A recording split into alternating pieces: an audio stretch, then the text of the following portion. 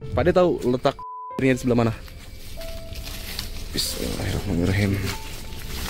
Assalamualaikum. Assalamualaikum warahmatullahi wabarakatuh. Nah, lalu pas gue sampai sana tuh ya rumah-rumahnya unik, nggak kayak rumah-rumah yang ada di Tangerang, Jakarta. Karena tembok-tembok itu kebanyakan pakai apa? Kayu-kayu. Kayak rumah-rumah tradisional lah. Lalu di tengah kampung itu memang dikelilingi sama pohon karet. Tengah hutan lah. Ke jalan raya itu masih 3 kiloan. Dan jalannya rusak banget. Jadi kampung itu tuh memang diperuntukkan untuk orang-orang yang kerja, Bang. Untuk orang-orang yang menyadap karet. Lalu si bapak itu cerita kan. Kenapa bisa terbengkalai, kenapa bisa ditinggalkan. Tanpa jelas. Lalu pas si bapak itu cerita, gue jujur aja kaget ya. Karena masih ada ternyata teror-teror dari pocong. Nah, akhirnya jam sekitar setengah 11 malam, gue mulai explore. Anjir. Dari 50 rumah tersebut tuh gue masuk cuman beberapa lah. Gue ngeliat di semua dinding itu ada tulisan Allahu Akbar.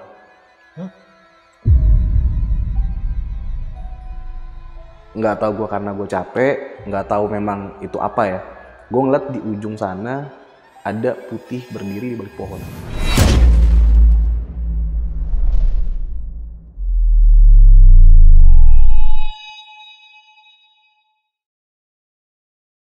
Halo semuanya, kembali lagi di Lentera Malam bareng gue Jamal. Pasukan Lentera Malam ini yang khususnya ada di Lampung. Kalian pernah denger gak soal Kampung Waibluru? Yang katanya nih di sana ada kurang lebih 50 rumah itu ditinggalkan di kampung tersebut. Hingga satu persatu keluarga di sana itu memilih pindah dari kampung tersebut, dan yang tersisa kini hanya 3 kepala rumah aja, alias 3 rumah aja. Dan gue dapat info kalau warga yang pindah dari kampung tersebut itu dikarenakan adanya teror pocong bayu yang sampai saat ini katanya itu masih gentayangan. Dan kali ini gue ketemu sama narasumber yang kebetulan juga pernah melakukan penelusuran ke sana, dan gue juga penasaran dengan cerita dari teror pocong bayu yang ada di kampung tersebut. Jadi kita sama-sama dengerin bareng di Saksi Misteri by Lentera Malam.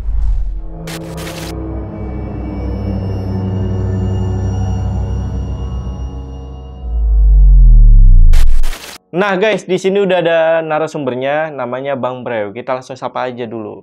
Bang Brew, apa kabar Bang? Baik, alhamdulillah. Baik ya Bang ya? Baik, alhamdulillah. Nah, Bang Brew ini kita undang karena waktu itu salah satu videonya di TikTok muncul di FYP gua tentang penelusuran di Lampung. Dan katanya tempat eksplornya ini, Bang Brew juga menemukan lokasinya itu mendadak ya Bang ya? Iya. Betul Bang? Benar. Tapi memang beneran nggak Bang? Di sana ada satu kampung yang terbengkalai dan katanya dengan sengaja ditinggal oleh warganya. Jadi ceritanya tuh kan gue ke Lampung. Niatnya memang mencari tempat-tempat terbengkalai kan. Lalu ada temen kreator juga orang sana ngasih tahu ada lokasi kampung yang ditinggalin sama warganya. Bro, balik lagi barengan gue Irfan Jayani, dan sekarang tanggal 19 April 2025. Dan gue masih berada di Provinsi Lampung. Dan tepat di belakang gue di sini ada sebuah pemukiman yang mana ada total 50 rumah menjadi terbengkalai karena ada seorang pemuda yang mengakhiri hidupnya dengan cara tapi dia nih belum ngasih tahu nih kenapa jadi terbengkalai. Oke. Ya kan, jadi akhirnya gue datang ke sana karena dia juga belum pernah datang, cuman dengar kabar doang. Lalu gue datang ke sana, lalu ketemu sama bapak, gue temuin, akhirnya ngobrol sama bapak itu kenapa bisa terbengkalai, karena ada satu orang dulu yang namanya Mas Bayu. Mas Bayu. Lalu setelah ternyata arwahnya itu menghantui setiap orang yang ada tinggal di sana. Sosoknya apa ini? Pocong. Pocong ya? Iya. Pocong. Karena beberapa orang yang melihat di depan rumahnya ngetok pintu pas dibuka jendela itu pocong. Dan wajahnya wajah Bayu. Wajah si Bayu. Si Bayu itu. Udah banyak tuh yang lihat tuh. Udah ya? banyak. Udah banyak kesaksian ya. Udah banyak. Dan di sana memang terkenalnya sebagai teror pocong Bayu. Teror pocong Bayu teror ya. Pocong Bayu. Ini terornya itu emang seperti apa nih Bang? Sampai banyak keluarga yang memilih untuk meninggalkan rumahnya dan yang tersisa itu cuma beberapa rumah ya sekarang ya? Iya, tinggal 3 kepala keluarga, tinggal 3. Kepala keluarga? Iya, dari 50 lebih. Itu kenapa tuh Bang? Nah, kalau untuk terornya sendiri itu macam-macam, Bang. Jadi nggak melulu satu case yang terjadi. Misal satu orang disamperin sama si Bayu ini, sama Pocong Bayu, cuman diketok, lalu pas orang pemilik rumah itu ngeliat, cuman bentuk pocong aja, habis itu hilang. Ada juga temennya si Mas Bayu ini lagi ngarit getah karet, tiba-tiba si Bayu ini datang dari belakang. Oke, pokoknya banyak ya di sana. Banyak. Terornya itu dari tahun berapa ke tahun? Terornya itu dari tahun 2019. 2019. Sampai sekarang. Sampai sekarang, berarti sudah jalan hampir 6 tahun ya. Wow. Dan belum ada penyelesaiannya ya? Belum ada. Sampai hari ini? Sampai hari ini. Oke, menarik banget nih. Dan buat teman-teman yang penasaran, simak videonya sampai habis juga. Tapi sebelum itu, seperti biasa, kalau kalian pengen jadi narasumber di Lentera Malam, sama seperti Bang Breu, kalian DM aja ke Instagramnya Lentera Malam, ada di @lentaramalam.id atau hubungi nomor yang ada di bawah ini. Oke guys, buat teman-teman sekali lagi yang penasaran sama cerita lengkap dari Bang Breu mengenai teror Pocong Bayu, simak video sampai habis dan tanpa basa-basi lagi, saksi misteri, kita mulai.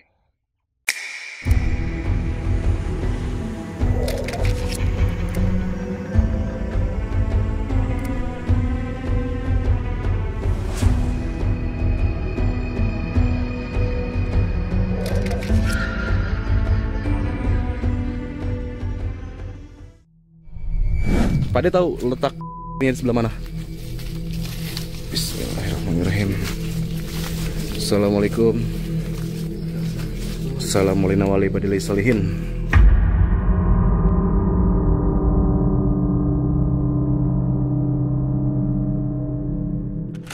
Jadi cerita awalnya itu kan gue ke Lampung.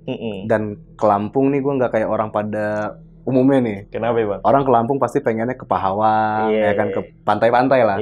Nah, gue ke Lampung nyari memang tempat-tempat terbengkalai. Lalu ada temen gue yang orang Lampung merekomendasikan beberapa tempat. Salah satunya kampung terbengkalai ini. Pas dia bilang ada 50 rumah, yang ekspektasi gue tuh gue bisa keliling bebas di rumah-rumah terbengkalai. Akhirnya gue datang lah ke lokasi. Tanpa gue tahu di sana tuh ada teror dari sosok pocong sebelumnya. Jadi pas gue dateng lalu ketemu sama salah satu warga yang masih menetap di sana. Jadi kampung itu tuh memang diperuntukkan untuk orang-orang yang kerja, Bang. Untuk orang-orang yang menyadap karet. Nah, di sana tuh tadinya memang ada listrik. Sebelum akhirnya si bapak tersebut cuma pakai minyak kelapa nyalain lampunya, itu ada genset. Cuman karena orang-orang pada ninggalin kampung tersebut, genset itu kan pertama bensinnya tuh boros banget. Nah, si bapak yang tinggal yang 3 rumah ini nih, mereka nggak kuat untuk patungan. Untuk si isi bensin itu tuh nggak kuat mereka. Jadi ya akhirnya dibiarkan begitu aja sampai gensetnya rusak. Jadi akhirnya genset nggak berfungsi sama sekali. Karena sempat cerita dia habis berapa liter itu cuma 2 jam. Cuma 2 jam? Cuma 2 jam bertahannya. Jadi mereka nggak kuat mereka untuk patungan. Sedangkan hasil itu mereka cuma bisa untuk makan doang. Terus di sana untuk penerangan segala macam mereka bagaimana? Cuman pakai minyak kelapa. Minyak kelapa dikasih sumbu. Kayak begini, ini lebih terang malah. Itu gelap banget. Cuman terangnya tuh ya cuman lihat sejarak segini doang. Kalau ternyata banyak ngelihat sosok-sosok aneh ya wajar sih. Karena nggak ada penerangan sama sekali. Sama sekali nggak ada. Lalu si bapak itu cerita kan. Kenapa bisa terbengkalai, kenapa bisa ditinggalkan, kenapa mayoritas di sana pergi tanpa jelas. Lalu pas si bapak itu cerita, gue jujur aja kaget ya, karena masih ada ternyata teror-teror dari pocong. Karena gue sendiri belum pernah melihat sosok pocong kan. Cuman pas dengar cerita itu jujur, sumpah itu merinding dari tangan sampai kaki sampai ke sini tuh beneran merinding. Padahal gue belum ke rumah yang si orang ini. Ada di sana. Ada di situ. Lalu gue minta anter lah sama si bapak tersebut. Bapak itu sebenarnya nggak mau nganter sih. Dia kayak ketakutan juga.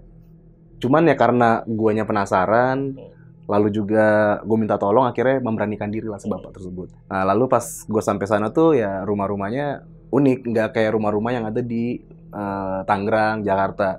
Karena tembok-tembok itu kebanyakan pakai apa, kayu-kayu, kayak rumah-rumah tradisional lah. Lalu di tengah kampung itu memang dikelilingi sama pohon karet. Iya tuh teman-teman bisa lihat ya tuh. Banyak banget ternyata rumah-rumah yang terbengkalai di sini. Masya Allah. Sayang banget sebenarnya. Tengah hutan lah. Ke jalan raya itu masih 3 kiloan. Dan jalannya rusak banget. Lalu akhirnya balik ke si bapak tadi. Akhirnya bapak tadi tuh nemenin gua ke rumahnya si Mas Bayu yang... Anjir. Lalu, jam berapa itu? Itu sudah mulai tahrim sih. Udah mulai tahrim tuh sekitar jam 5:30 ya. Udah terdengar mau azan maghrib lah. Lalu gue masuk. Bapak itu tuh cuman masuk. Ini mas di sini, keluar lagi. Nggak nyampe 30 detik. Pade tahu letak ini di sebelah mana? Bismillahirrahmanirrahim. Assalamualaikum. Assalamualaikum warahmatullahi wabarakatuh.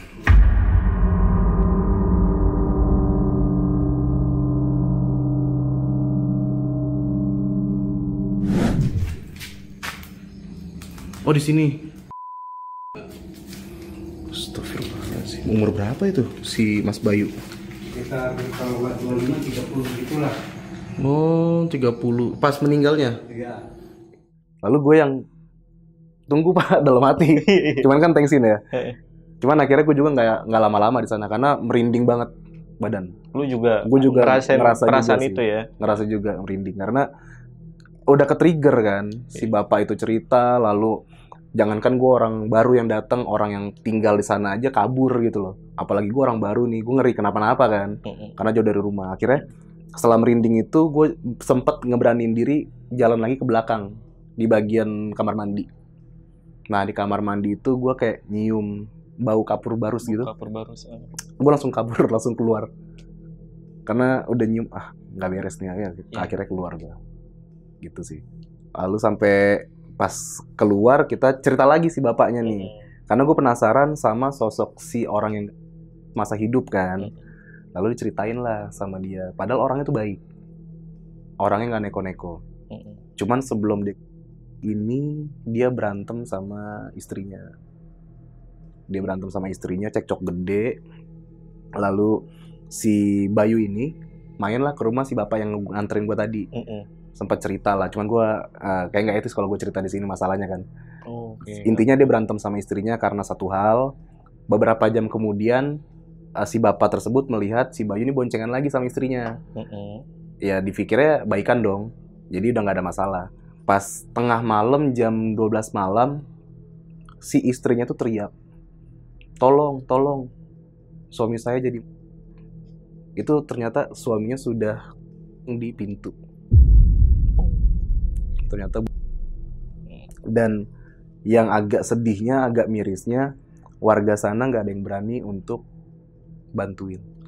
Nggak ada yang berani untuk ngangkat? Nggak ada yang berani. Cuman satu yang berani tuh, menurut si bapak itu RT-nya aja yang berani. RT-nya nurunin sampai tergeletak di dalam rumah. Semua orang masuk ke dalam rumah masing-masing dan ngunci pintu. Kenapa? Mungkin kepercayaan kali mas. Apa kepercayaan? Kalau ada orang yang nggak wajar pasti gentayangan. Oh di sana sudah. Iya, mungkin ya. Tapi balik lagi ke kepercayaan masing-masing kan. Itu sampai siang itu baru pada datang. Pas kejadian nggak ada yang berani sentuh sama sekali. Astaga, gue jadi kebayang nih. Jadi sempet didiemin dong. Sempet didiemin. Itu jenazahnya ya. Sempet didiemin. Oke. Ini ada suara dong, ada suara. Ada orang pada di sini? Nggak ada. Tapi kayak ngedenger ada suara di dalam. Lalu akhirnya beberapa hari kemudian setelah dimakamkan jenazah, mulai terjadi teror pocong tersebut. Yang pertama ngalamin teman dekatnya. Boleh diceritain mungkin? Jadi temennya ini siang padahal. Siang-siang tuh kalau di sana lagi ngambil getah karet kan, ngeliatin pohon karet. Dari belakang tuh si Bayu manggil. Manggil nama temennya, minjem arit untuk gituin karet. Temennya nengok ternyata Bayu. itu siang hari. Sosoknya Pocong, berbentuk pocong. berbentuk pocong. Dan itu rame tuh. Dia lari, orangnya lari. Dan nggak ada yang percaya. Awalnya nggak ada yang Nggak ada yang percaya. Sampai akhirnya malam harinya si bayi itu datang ke rumah orang lain. Cuman sekedar ngetok pintu. Lalu pemilik rumah cuman ngeliat dari jendela, ternyata sosok pocong bayi tersebut. Dan yang paling parah ada si sosok pocong bayu ini setelah ngetok rumah, dia masuk ke dalam rumahnya. Sampai akhirnya orang itu pingsan. Itu paling ngeri itu. Itu yang paling ngeri. Dan itu teman yang paling dekat. Nah, jadi akhirnya setelah sore hari udah puas dengar cerita si bapak, akhirnya gue explore nih, Bang. Anjir. Dari 50 rumah tersebut tuh gue masuk cuman beberapa lah. Tetap tujuan gue dan perhatian gue tuh tertuju sama rumah pocong bayu. Sebelum gue mulai keliling rumah lain aja, gue udah ngerasa deg-degan. Udah ngerasa, ntar gimana nih ya kalau gue tiba-tiba ketemu sama pocong. Makanya gue putuskan untuk terakhir tuh ke rumah si pocong bayi itu. Masuklah gue ke 5 atau 6 rumah lah gue masuk. Rumah pertama sampai kedua tuh ya biasa aja, kayak rumah kosong pada umumnya lah. Rumah ke-4 sampai ke-6 itu sudah mulai dekat sama rumahnya Bayu. Sudah mulai dekat dan kondisinya tuh hancur. Kondisi rumahnya hancur, lalu pertama gue takut ketemu pocongnya. Kedua gue takut ketemu ular kobra juga, karena jauh dari puskesmas kan. Akhirnya gue beraniin diri. Gue beraniin diri masuk sampai selesai nih. Ke rumah ke-6. Alhamdulillah aman, gak ada apa-apa. Lalu akhirnya gue masuklah ke rumah Bayu. pocong Bayu tadi. Dari depan aja gue udah kayak masuk jangan. Karena kan gak ada konten yang sebanding dengan nyawa kan. Iya. Kalau gue sampai kenapa-napa, gue nggak paham yang gitu-gituan. Karena memang ceritanya menurut gue ini satu kampung loh ini, nggak main-main. Iya benar-benar. Jadi akhirnya ya udahlah, tapi gue tetap paksain, gue masuk ke sana. Yang bikin merinding gue agak sedikit berkurang tuh karena gue ngeliat di semua dinding itu ada tulisan Allahu Akbar. Itu dicoret. Tulisan Allahu Akbar. Sama warga. Tapi pas di dalam sana gue nggak tahu itu siapa yang nulis. Gue tahunya itu setelah gue explore. Jadi ini gue ceritain pas gue explore dulu. Jadi pas gue masuk dengan gue nggak tahu kenapa bisa ditulis. Jadi gue cuma baca itu aja selama di dalam rumah Bayu. Gue nggak berani ngomong yang gimana-gimana karena gue udah ke-trigger juga. Sampai akhirnya gue ke bagian paling belakang. Jadi rumahnya itu semua kalau kita buka pintu belakang tembusnya langsung kebun. Ini gue nggak tahu gue halu, nggak tahu gue karena gue capek, nggak tahu memang itu apa ya. Gue ngeliat di ujung sana ada putih berdiri di balik pohon. Tapi gue nggak tahu itu apa. Iya. Kalau gue halu, itu dia nggak mungkin bergerak pelan maju. Ini dia bergerak pelan maju. Setiap gue ngelangkah mundur, dia ikut maju. Ya, itu antara gue mau udahin eksplorasi atau gue mau tetap lanjut, gue masih bingung. Cuman ya merinding tuh yang udah sampai, pernah nggak sih Bang merinding tuh sampai kepala yang sebelah mata kiri kanan tuh udah cuma putih doang. Kayak orang udah mau ngeblank. Paham. Lu pusing apa gitu ya, nggak enak badan. Udah nggak enak badan. Sampai akhirnya gue bener-bener udahan explore itu sampai tiba-tiba ada bau yang bener-bener nggak enak banget deh baunya. Kayak bau busuk. Yang mana tadi dari sore sampai malam tuh gue nggak cium bau itu. Tiba-tiba tuh baunya busuk banget. Pas udah sampai mana nih? Pas udah di bagian belakang rumah si Bayu. Oh, bersamaan tuh ya? Bersamaan yang gue lihat. Jadi pas gue buka itu kan gue ngeliat putih itu kan. Pas udah agak lama dikit tuh ada bau busuk.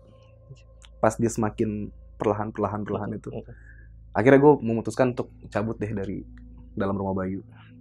Gue balik lagi ke depan, ketemu sama si bapak yang tadi jadi narasumber gue. Lalu gue bertanya kenapa di tembok itu ditulis Allahu Akbar tuh hampir semuanya.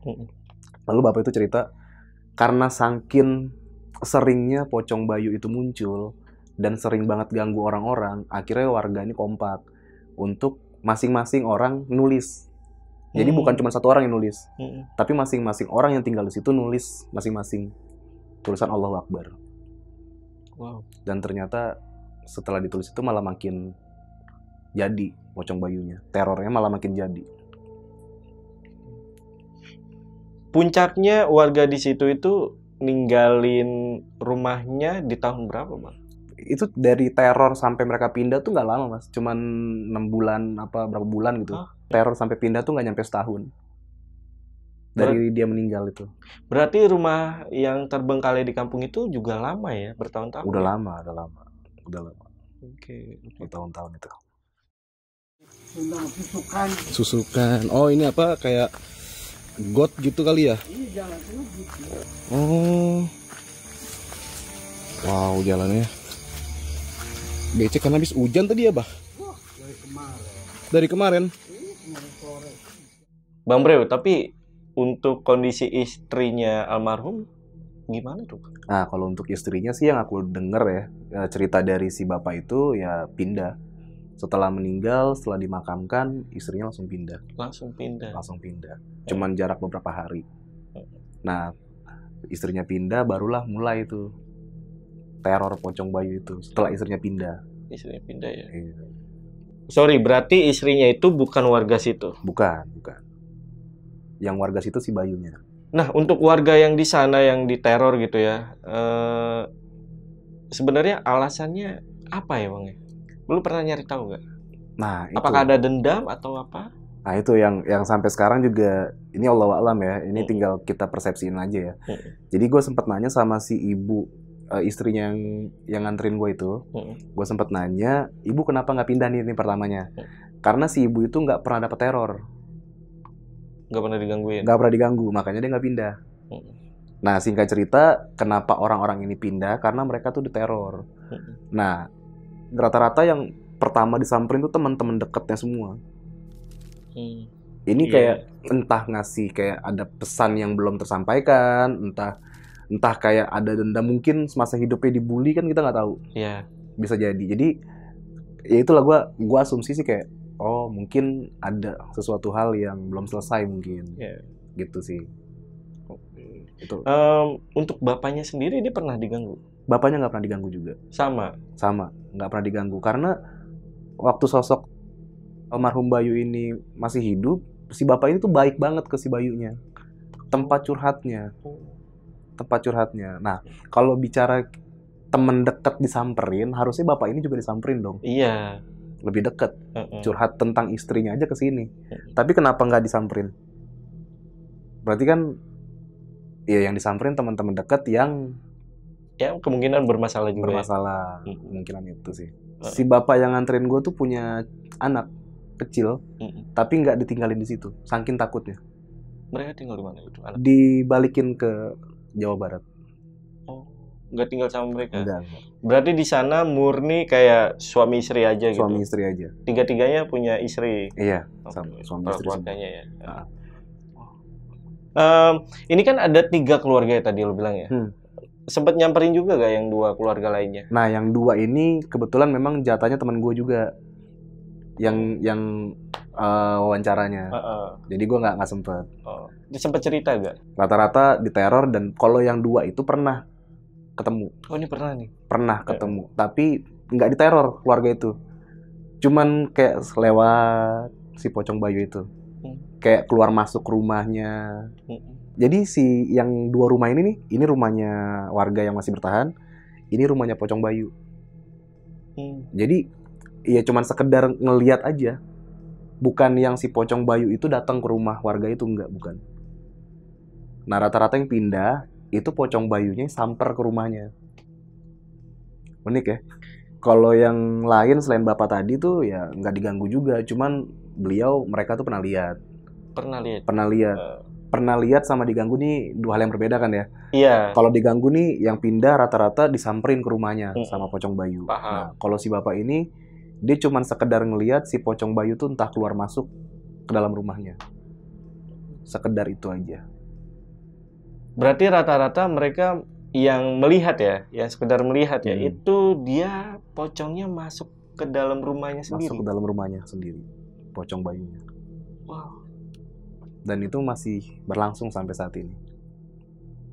Masih beberapa kali? Masih beberapa kali. Bahkan tadi sempat nanya juga, itu waktu pas gue datang kan sekitar 5 hari yang lalu ya. Dia ngelihat itu seminggu yang lalunya masih ngelihat. Dan itu dia cerita pas gue udah selesai explore. Untungnya. Kalau dia cerita di awal mungkin gue nggak berani. Rata-rata jam berapa itu? Rata-rata jam 12 malam. Jam 12 malam? Jam 12 malam. Lu di situ sampai jam 12 malam nggak? Sampai jam 12 malam. Sampai jam 12 Sampai malam. Bahkan gue di kampung itu sampai jam 1:30 karena gue nunggu truk-truk sawit yang lewat. Karena gue ngeri juga soalnya itu jalan tuh pertama ngeri hantu, kedua ya pasti tentu begal. Iya, Lampung lagi. Iya kan? Jadi gue ngikutin truk di belakang. Aman tapi? Aman. Kalau nggak berani kita keluar.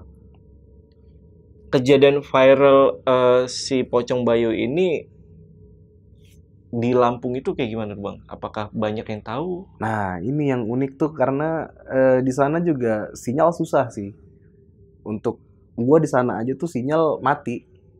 Bener-bener untuk chattingan aja nggak bisa. Serius Bang? Serius. Listrik aja nggak ada di sana. Hah? Nggak ada listrik. Nggak ada listrik di sana. Jadi kayak gue sinyal aja susah.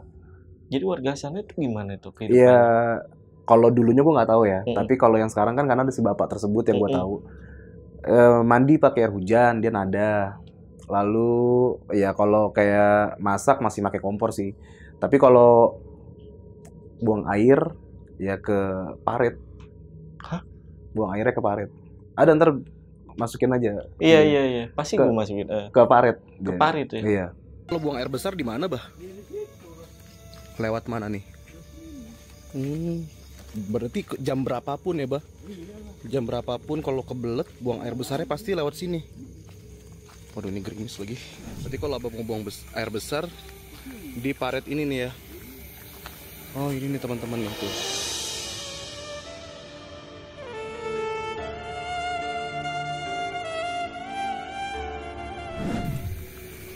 Biasanya duduknya di mana di sini? Jongkoknya. Oh, tuh teman-teman bisa lihat ya. Tuh, kelihatan gak nih? Tuh. Jadi memang menyatu dengan alam lah pokoknya. Iya. Mandi aja dia ya di alam terbuka. Gitu sih, karena ya mungkin tidak tersentuh gitu. Jadi gak ada listrik. Nah Bang, makamnya Bayu sendiri itu apakah dekat desa itu juga atau gimana? Dimakamkan dekat sebenarnya. Sempat lihat gak lu? Sayangnya gue gak kepikiran waktu itu untuk coba samperin ke makamnya Bayu. Karena saat itu gue fokusnya ke si bapak-bapak yang sama istrinya tinggal di situ. Tujuan gue sebenarnya mau ngebantuin sih, kayak entah pasangin apa listrik yang pakai matahari. Oh, sosial ya? Iya, tujuannya itu sebenarnya.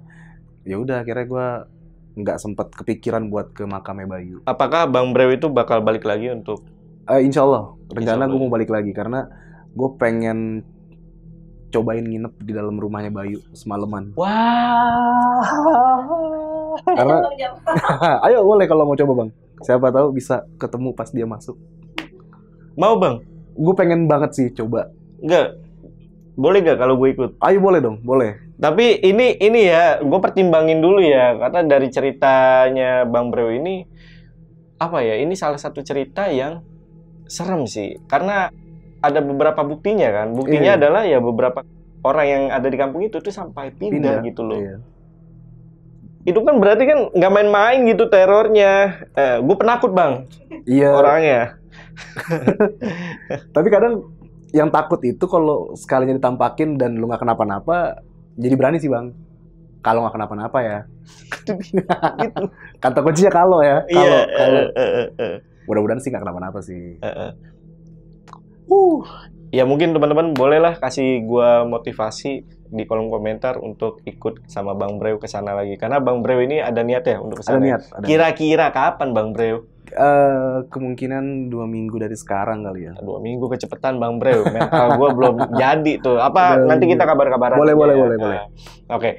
Nah ini gue masih penasaran sama makamnya nih Bang. Apakah Bayu pada saat itu dimakamkan dengan layak atau tidak? Nah, kalau bicara soal dimakamkan dengan layak, Allah alam juga. Gue sebenarnya mau cerita cuman gak enak karena bapaknya pesen untuk yang ini jangan diceritain. Oh, nggak apa-apa. Oke, jadi ya kita tinggal asumsiin sendiri lah ya. Iya, iya. Soalnya kalau dengan layak nggak mungkin Sampai dilarang untuk bercerita kan. Gitu sih. Iya, iya. Nah, ini mungkin juga gue kan tahu teror Pocong Bayu ini kan dari lo ya Bang ya. Dan kenapa di media itu nggak sampai ke blow up gitu Bang? Itu tadi balik lagi, mungkin di sana tuh cuma dari mulut ke mulut, dan di sana kan juga susah sinyal. Mungkin juga di sana orang nggak mungkin kalau ada Gen Z di sana mungkin ke blow up kali ya. Iya, Dikit-dikit di videoin. Orang sana ya lebih fokus ke nyelamatin hidup lah. Iya. Selain nyelamatin dari teror Pocong Bayu, ya dia bakal fokus nyelamatin hidup mereka masing-masing. Berarti ini lu orang yang pertama yang istilahnya nge-blow up ya? Iya. Ke media ya? Iya. Dan waktu itu rame ya? Rame. Di TikTok ya? Di TikTok. Sebenarnya ada kejanggalan gak sih Bang? Menurut lo aja Bang, dari meninggalnya almarhum Bayu ketika dia setelah ribut terus tiba-tiba bunuh diri, ya janggal sih. Janggalnya lebih ke arah, karena kan dia satu rumah. Iya. Ya lebih ke mungkin karena udah nggak kuat kali ya. Lebih ke tekanan batin sih mungkin. Makanya dia lebih pilih jalan pintas. Iya, kalau dari gue ya, asumsi gue ya, maksudnya satu rumah, masa iya dia tidak melihat waktu mau melakukan itu gitu untuk dicegah Iya. istrinya ya, terutama ya. Ya bisa dua kemungkinan sih. Yang dia ngeliat tapi memang kondisi lagi marahan, atau kondisinya tidur karena kan jam 12 malam. Ya, bisa juga sih. Gitu sih. Talinya masih ada kan? Talinya udah nggak ada. Sudah nggak ada. Udah nggak ada. Pokoknya yang berbau tentang Bayu secepat mungkin disingkirin dari area pemukiman. Yang berbau tentang Bayu? Iya, kayak baju atau apapun itu. Oh, sama warga yang sama warga.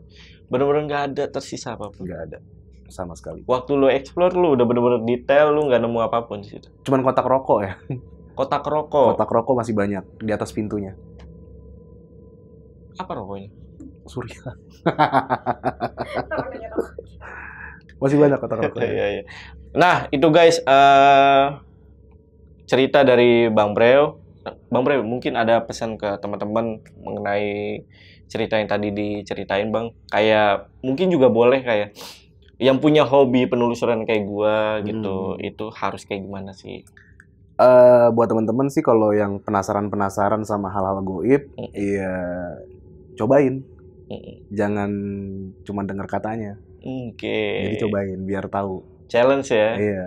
Sama ya seberat apapun masalah jangan itu aja. Bener banget ya. Dan jangan lupa juga untuk pasukan Lentera Malam untuk mampir ke channelnya Bang Breo karena di situ ada bener-bener lengkap tuh video penelusuran dari Bang Breo ke kampung teror Pocong Bayu yang ada di Lampung ya. Di Lampung. Sama satu lagi, motivasiin gue untuk kesana ya karena gue butuh banget motivasi. Gue orangnya penakut Bang. Siap. Kalau kalian pengen Lentera Malam itu datang ke Lampung bersama Bang Breo, boleh tulis di kolom komentar ya guys. Kita ramein.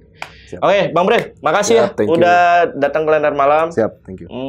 Sehat-sehat terus Bang. Amin. Ya, abis ini Bang Breo katanya mau ke Bali. Ya, ini langsung jalan dari sini. Apa Bang? Tempatnya di mana? Penelusuran pertama?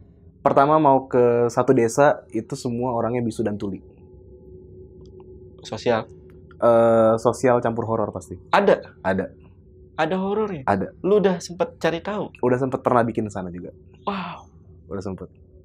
Oke. Yang paling lu tunggu-tunggu di Bali? Yang paling gue tunggu-tunggu tentunya ke Trunyan. Trunyan. Kenapa tuh Bang? Gue ke Trunyan sebenarnya udah 2 kali. Cuman yang ketiga ini nih ada baru.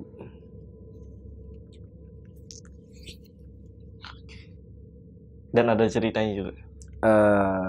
Baru aja udah serem, jadi gue nggak butuh cerita lain. Wow, oke ya. Bang Breo, pokoknya sehat-sehat terus ya. Amin. Jaga kesehatan, Siap. Selamatan apalagi ya. Untuk video kali ini gue rasa cukup. Gue Jamal dari Lentera Malam dan Bang Breo izin pamit. Bye.